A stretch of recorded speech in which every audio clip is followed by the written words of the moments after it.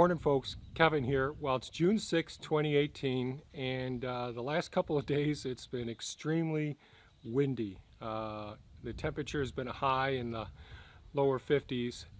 This morning it's in the lower 50s as well. It may get up to 60 today, but last couple of days with the high winds, nothing really could be done in the garden. Actually, I've got to do some repair work and salvage work with a lot of the trees in the food forest, 1 and 2 year old trees that we recently removed the tree guards from. They're laying down flat and a lot of limbs are snapped off them and some of the main trunks are snapped. So that's a hassle. Today we're going to try, it looks like the winds are a bit calmer today. So I'm going to try and get some of the leeks and the onions into the ground and take it from there. Thea was able to get some of the transplants, some of the basil, some of the sage transplanted, and something else. I can't remember what else it was yesterday. But I'm going to see if I can pop the plugs out of the 72 cell trays and get those ready for transplanting, and then we'll get some of those leeks in the ground. That takes a little while because we plant them down about 10-11 inches below the surface so we get a really nice white edible part of the leeks. So here we go.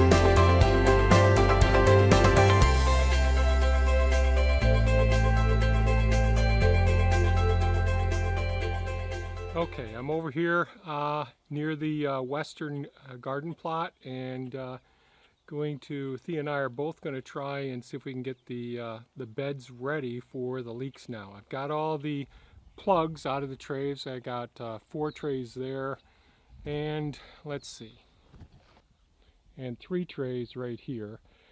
What we'll do is made this device down here a couple of years ago, and I've been using this, modeled this somewhat after JM-Fortier's, the market gardener, his design or way that he plants leeks. So those PVC pipes there are about 10 or 11 inches, 9 to 11 inches, I can't remember. There's 3 of them, that's how wide we did it before. I'm going to see if I can get them 4 rows in this bed, and between 6 and 8 inches apart, and do a single leek plant in each one. Thea's coming over now to help with this. She'll be planting them. Since we got the plugs out, setting them down in the hole, then we'll water it and the soil will gradually fill back in. We won't fill in around them. The plants will look a little short initially. So to make this dibbler, I used 1-inch PVC conduit. I think this is 12 inches long, and I use 1-inch end caps to go over the end of it. Used a 1x4 board and drilled these. I believe these are 8 inches on center, and then used an old broom handle and just put a screw through the boards to hold the dibbles for the dibbler in place. One of the things I found over using this for the last couple of years is that it really should be conical and come to a point at the end of these, because what happens is the soil gets compressed down as it's going down, burrows through, soil tends to fall back in the hole as this cap gets pulled back out. So it should be conical, much more, come to a point. And I think that the base of these should be even wider because it's much easier to get the roots of the leeks down in the hole if the hole is much more stable initially. And then after subsequent watering, the soil gradually fills back in the hole as time goes on. So this isn't really good for going down the full depth without it filling back in. I have to go and round out the holes a bit more. So right now I'm just using this as a marker. And eventually I'll fabricate a dibbler that will work where I can either have it 3 or 4 or maybe even 5 dibbles in a bar, make it adjustable so I can just latch them in, lock them in as needed. So right now I'm just using them as markers.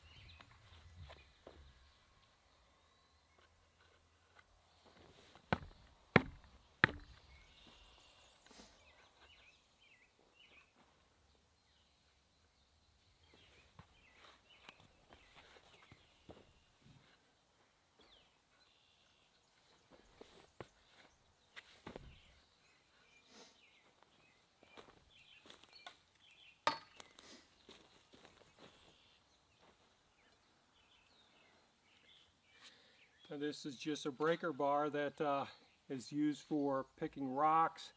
It's used by fire departments for hydrants as well. The thing I don't like about it, comes to a wedge to one side. It should be conical and go towards the center, a single point, like a point of an arrow.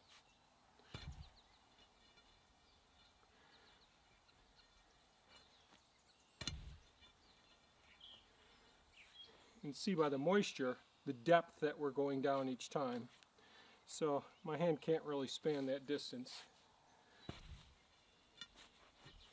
Want to leave plenty of room for the roots to make their way down in, and for the green part, the leaves, to make their way up to the surface and extend. And this way the leeks have a lot of edible parts.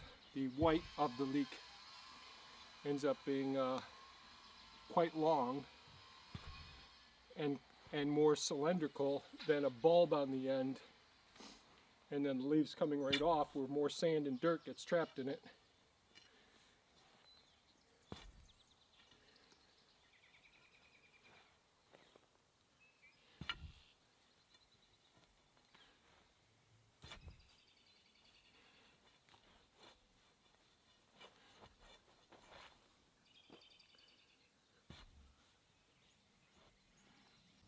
He doesn't move. So Thea and Timmy are over here filling the holes, taking the plugs. Now because these trays have been outside, other weed seeds, including maple leaf seeds, have come down and landed on them. So Thea's cleaning those off, and I'll show that in a second.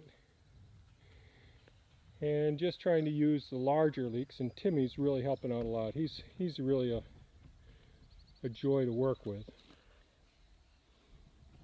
Oh yeah. Timmy. That's my stick to push it down the hole. And here comes Mad Max, another helper. So we don't have to fill in the holes too. There we go, that's perfect. So this is not the ideal way of doing this, folks. We can keep the dog out, but the cats get in no matter what. The helpers. We have garden elves. Garden cats. Sometimes you have to encourage it to go down the hole and use a little stick if the wall went in when you put it in.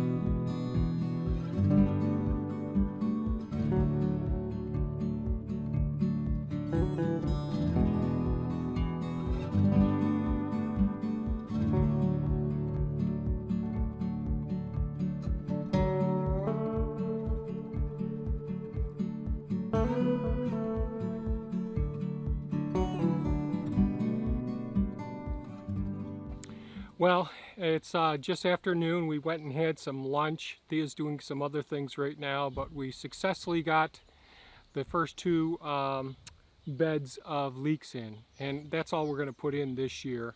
That should get us through the next year. We do lots of dehydrating and freezing of the leeks, and we incorporate it in a lot of our meal plans as well. Next, we got to start watering the systems and get them wet down pretty well, and gradually that soil will start to make its way down into the holes that encompass the leeks.